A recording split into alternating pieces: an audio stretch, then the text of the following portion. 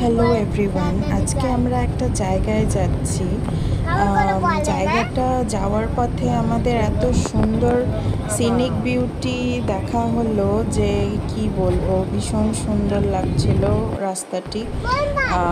কার্সিয়ংয়ের পাহাড়, এদিকে শুকনার জঙ্গল, গাছপালা, গ্রিনারি, নদী, মানে দারুণ একটা এক্সপিরিয়েন্স হয়েছে। আমাদের শিলিগুড়ির পাশে অনেক সুন্দর সুন্দর জায়গা আছে যেটা আমাদের উইকেন্ড আউটিংয়ের জন্য একদম পারফেক্ট।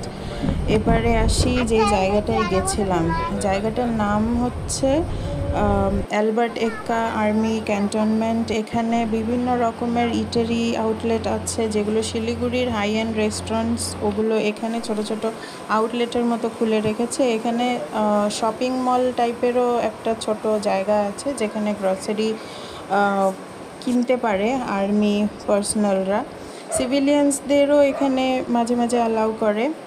আর দেখুন কি সুন্দর গার্ডেনটা সাজিয়ে রেখেছে। গার্ডেনে বিভিন্ন রকমের ফ্লাওয়ার আর ভালো মেনটেন করা, ওয়েল মেনটেন জায়গা একটা। এখানে সিনেমা হলও আছে। আমার স্ট্রোলিং করতে ওই জায়গাটায় ভীষণ ভালো লাগছিল। আমি খুব হেঁটে হেঁটে দেখছিলাম কি আছে না আছে। খুব গ্রিনারিতে ভরা শান্ত একটা পরিবেশ, একদমই কোনো শোর সারাবা নেই। আপনারা বাচ্চাদের নিয়ে গিয়ে অনেক এনজয় করতে পারবেন।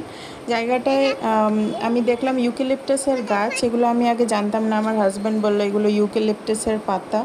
এগুলো আমার মেয়ে বলছিল যে আমার সর্দি হলে তুমি যেই তেলটা আমার নাকে লাগিয়ে দাও এটা সেই তেলটাই।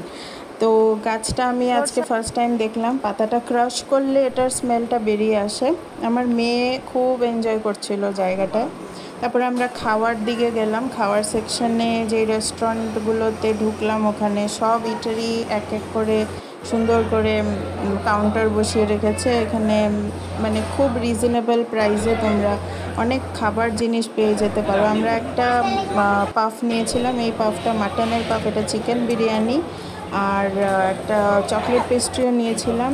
চিকেন বিরিয়ানিটা reasonable price 250 for a plate, আর এটা হচ্ছে চকলেট পেস্ট্রিটা।